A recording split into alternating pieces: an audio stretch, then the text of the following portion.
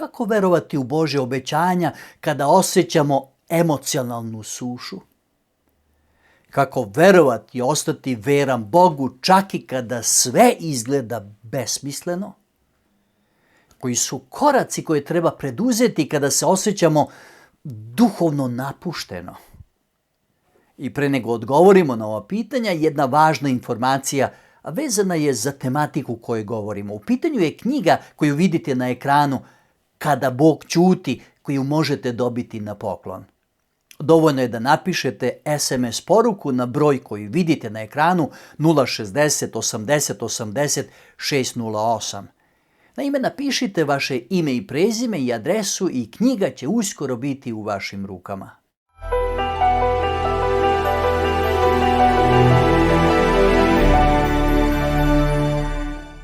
Dobrodošli na YouTube kanal Reči istine i u novu emisiju Znakovi pred puta. U prošloj emisiji sam obećao da ćemo danas odgovoriti na pitanje koji su koraci koje treba preduzeti kada se suočavamo sa duhovnim izazovima, teškoćama u našem odnosu sa Bogom. Prvo, reci Bogu kako se tačno osjećaš.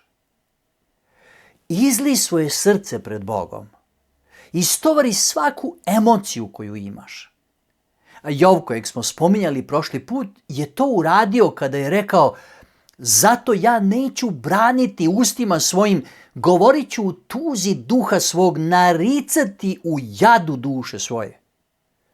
Vapio je kada mu se činilo da je Bog daleko. Baš kakav sam i bio u svojim jedrim danima kada sam u šatoru svome s Bogom blizak bio. Bog može rešiti tvoju sumnju, ljutnju, strah, bes, zbunjenost i tvoja pitanja. Da li si znao da je priznanje tvoje beznadežnosti Bogu izjava vere?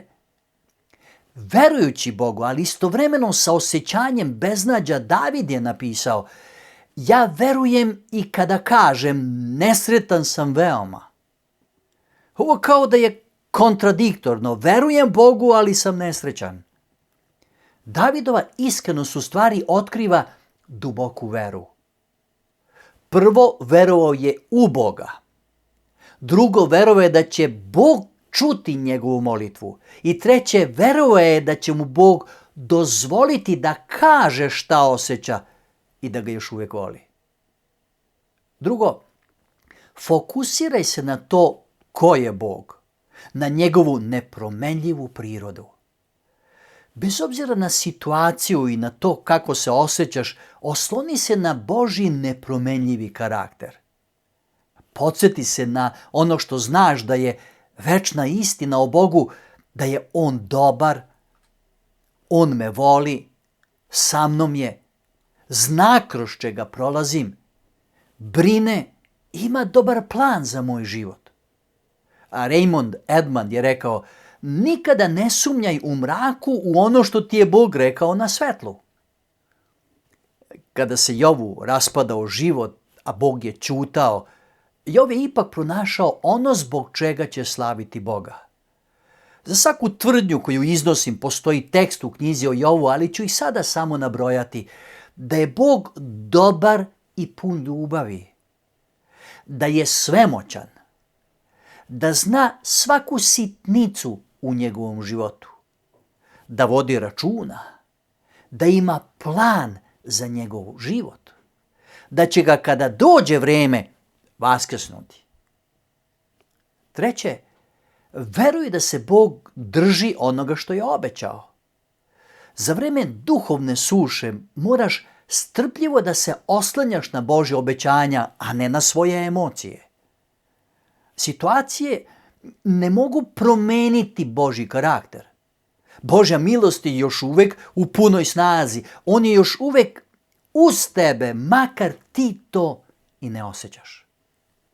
U odsustvu ohrabrujućih okolnosti, Jov se držao Božje reči. Rekao je: od zapovesti usta njegovih nisam odstupao, čuvao sam reči usta njegovih više nego svoj užitak.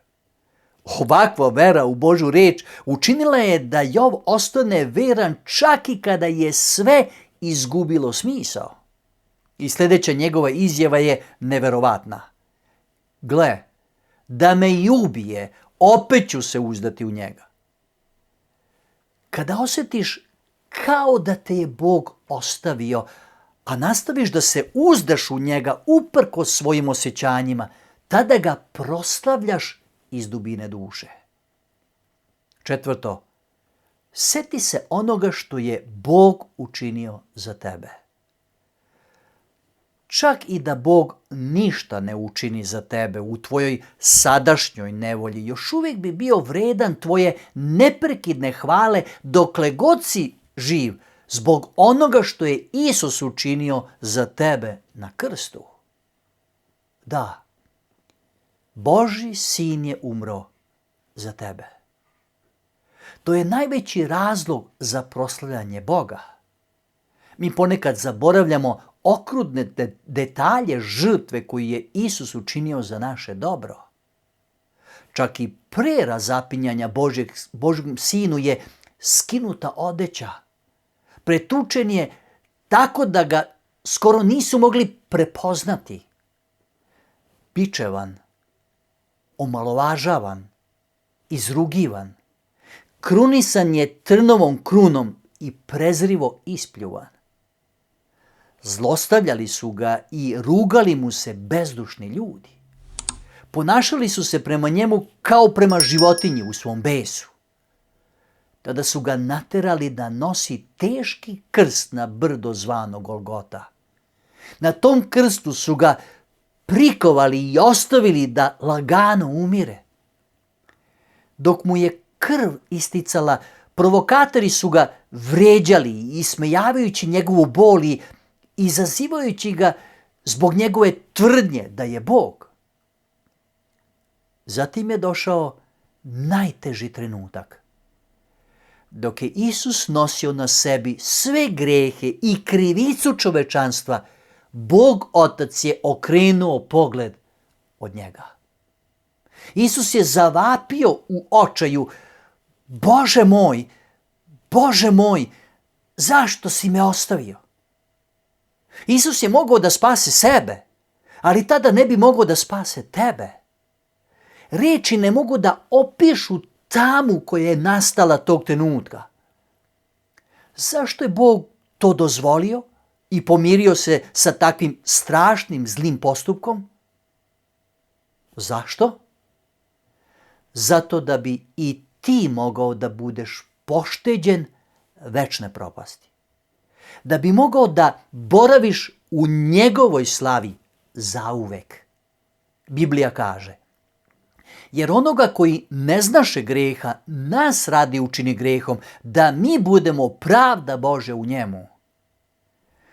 Isus je sve ostavio da bi ti sve dobio.